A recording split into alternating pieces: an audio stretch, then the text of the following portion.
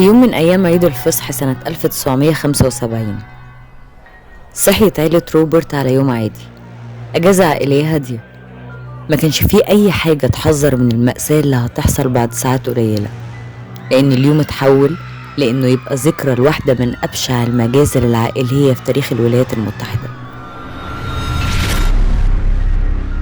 قصة الراجل اللي بدأ حياته مسالم عشان كان مخبي ورا سكوته ده عالم مظلم، انتهى بقتل 11 شخص من عيلته.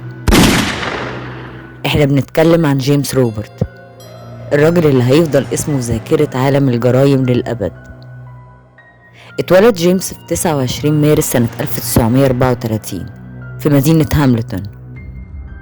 كبر جيمس مع أخوه الأكبر ليونارد، لكن البيت اللي جمعهم ما كانش ينفع يتقال عليه إنه بيت سعيد.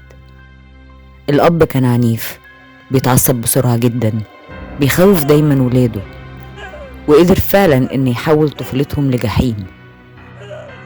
أما الأم كانت دايما بتميز أخوه الكبير ليونارد عنه في المعاملة، أخوه الذكي الواثق في نفسه، عن جيمس اللي دايما كانت بتقوله كنت أتمنى إنك تكون بنت مش ولد. كبر جيمس في بيت قاسي بارد مفهوش حب أو دعم. مع الوقت بدأ ينازل عن أسرته، ما عندوش ثقة في نفسه، ده حتى أبوه وأمه أهملوا حالته الصحية لما ربوا فراخ حوالين البيت وهم عارفين كويس إن عنده حساسية من الريش.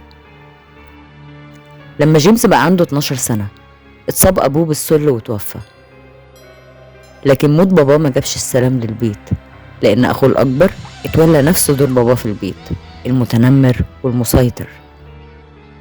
اتدهورت دراسة جيمس وما كانش ليه صحاب، وكملت الأم في تجاهلها ليه كأنه مش موجود أصلا. لما وصل جيمس 16 سنة كان وصل لحافة الانهيار النفسي، حاول إنه ينتحر ويشنق نفسه في أوضته بس فشل، ومن اللحظة دي استسلم لحياته كابن مرفوض بينهم. ما كانش عنده أي أمل في إن أي حاجة تتغير في حياته. وعدت السنين بس كان بيزيد معاها حقده وكرهه لأخوه وأمه. دخل الجامعة بس ما قدرش يكمل فيها أكتر من 2 سنين، في الوقت اللي أخوه حقق نجاح كبير في دراسته في كلية الهندسة وبقى مهندس ناجح. الموضوع ما وقفش هنا بس، لأن ليونارد أخوه اتجوز ألما، البنت اللي كان جيمس بيحبها زمان. الطعنة كانت قوية جدا، وممكن تكون الشرارة الأولى اللي مهدت للمأساة اللي هتحصل بعد كده.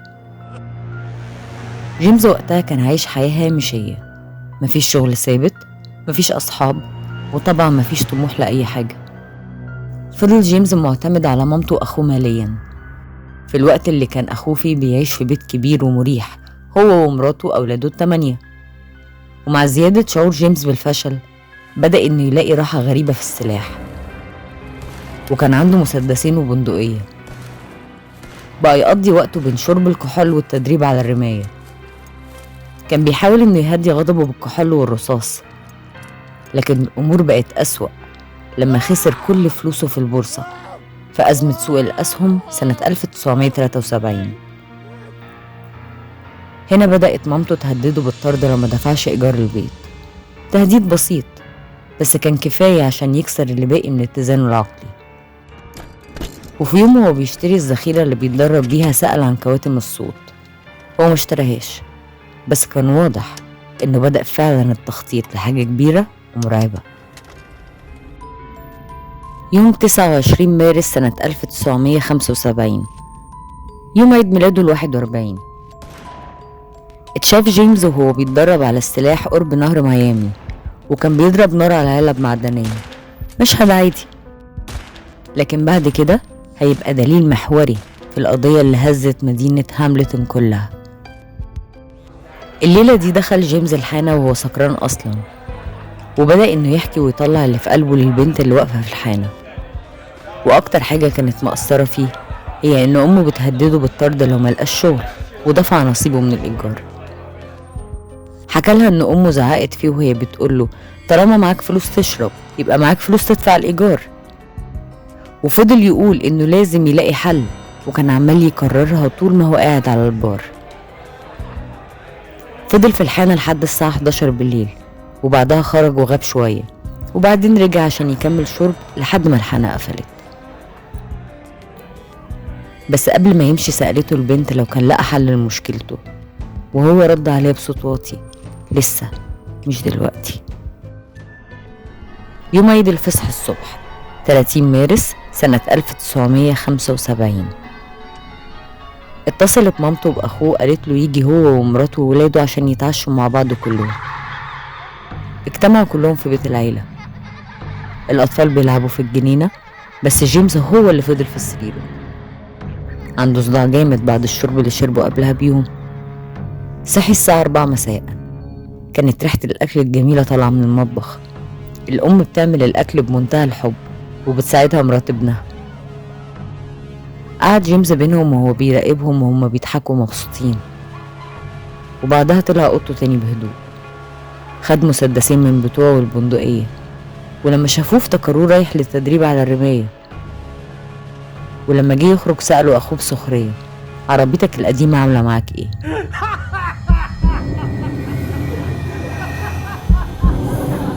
فكروا بفشله الشخصي في حياته، فكروا بعجزه وإنه عمره ما هيكون في يوم من الأيام ناجح زي أخوه. كانت هي دي اللحظة الفاصلة اللي خلته ياخد أخطر قرار ممكن حد ياخده.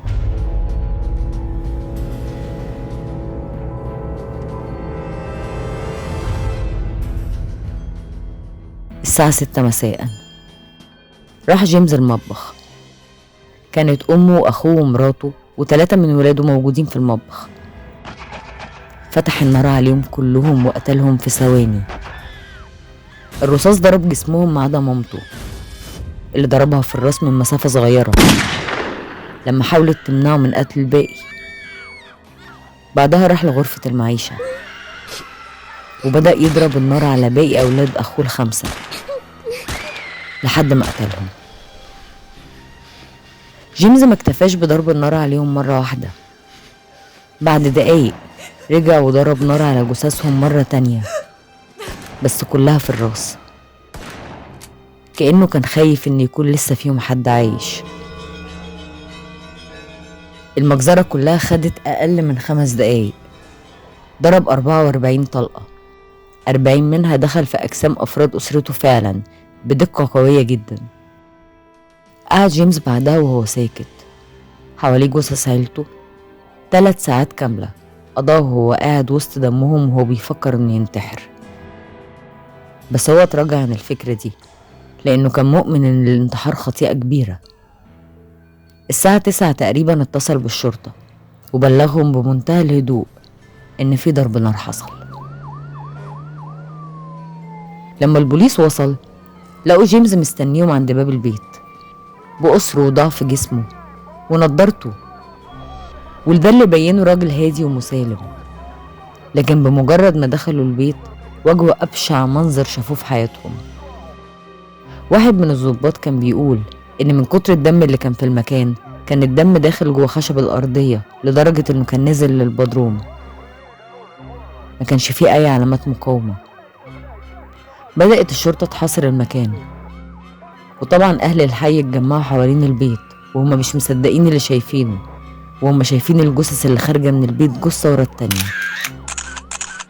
وإن الراجل الهادي المطيع المسالم اللي كان عايش بينهم طول حياته يبقى هو القاتل. تم القبض على جيمس روبرت وتم توجيه 11 اتهام بجريمة قتل مع سبق الإصرار. فضل جيمس ساكت طول التحقيقات، رافض إنه يجاوب على أي سؤال، رافض الاعتراف أو حتى تبرير جريمته. مفيش عنده أي انفعالات، ولا ندم ولا غضب ولا حتى حزن على موت عيلته، بس ساكت. حاول محاميه إنه يدعي إن جيمس مريض نفسيا، لكن النيابة العامة كان عندها تفسير تاني. جيمس بموت عيلته كلها لو كان نجح إنه يثبت إنه قتلهم وهو مريض نفسيا أو مجنون كان هيقضي كام سنة في مصحة عقلية وبعدها يخرج ويورث كل ثروتهم اللي تم تقديرها وقتها بحوالي 300,000 دولار، قيمة ممتلكات وأصول مامة جيمس وأخوه. لكن بعد شهادة الشهود اللي شافوه وهو بيتدرب على الرماية جنب النهر، كلامه مع البنت اللي في الحانة، سؤاله عن كواتم الصوت، حتى توقيت المجزرة ما كانش عشوائي. لأن جيمس بدأ ضرب النار مع صوت أجراس الكنايس في عيد الفصح، وده اللي خلى أصوات الرصاص تختفي مع أصوات الأجراس. عشان كده ما كانش ينفع إنهم يقولوا عليه مجنون. وفي النهاية تم الحكم على جيمس بالمؤبد عن كل تهمة بالقتل، يعني 11 مؤبد، يعني السجن لمدى الحياة 11 مرة.